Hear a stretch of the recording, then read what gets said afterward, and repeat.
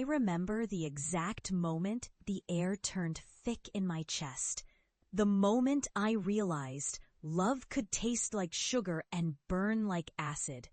My name is Helena Montez. I am 35 years old, and I am a senior bank executive in one of the most powerful financial institutions in the city.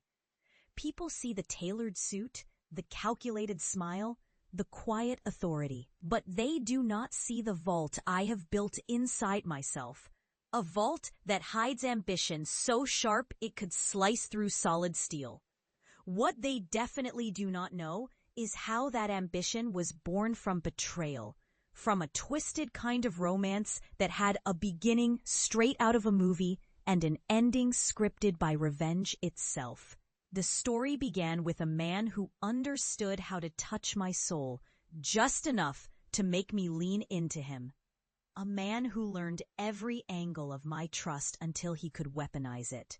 He was tall, precise in his speech, and knew how to charm a room just by lowering his voice.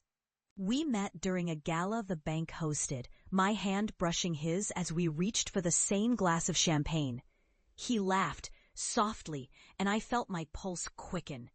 Within months, he proposed to me in the one place I thought magic lived, the rooftop of my apartment under velvet dusk, lights from the city blinking like they were winking at us. He called me his future, his only one, his forever. I said yes without caution, without armor. That was my first mistake. Weeks later, in a moment that still tastes bitter, he called off the wedding.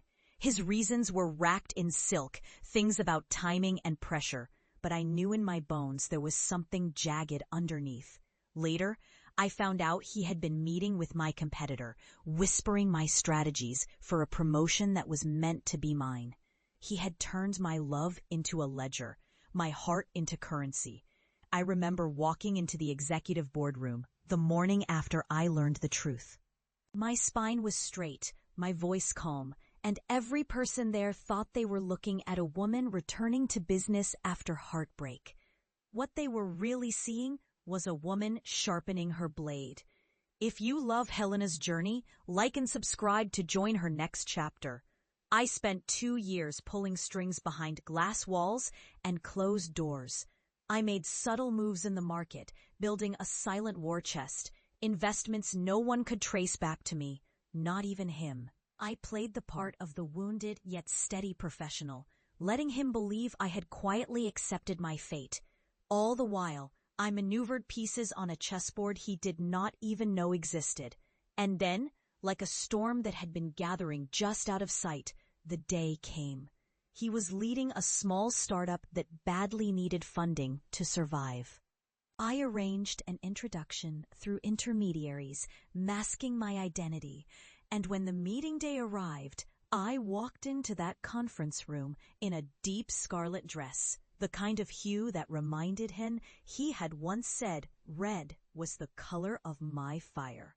He froze, and I smiled.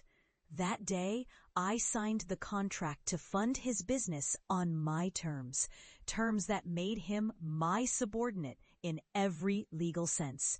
The very man who broke my engagement now worked under my authority, answering to my calls, my deadlines, and my signature approvals. My revenge was not loud. It was cold, calm, and clinical. And yet when I stood alone in my office that night, city lights spilling like golden rivers on the floor, I felt the weight of victory resting against the hollow part of my chest. Justice had been served, though not without cost. The part of me that once believed in rooftop promises was gone forever, replaced by a part that measures every human interaction as risk or reward. People see my success now and think it was a neat climb, a matter of talent and timing. They will never know about the nights I planned silently, the mornings I smiled through clenched teeth, the slow burn of patience that finally lit the fuse. Some say revenge hardens you, but in my case, it refined me. It took the raw ore of my ambition and sharpened it until it could cut through any obstacle. That man still works for me, and every so often, I catch him looking at me the way he did on the rooftop. But now the sparkle in his eyes is not love. It is the cold recognition that the woman he tried to sideline now owns every move he makes. And perhaps the cruelest twist is that I pretend not to notice. Because in the world I live in, power is not in making others suffer.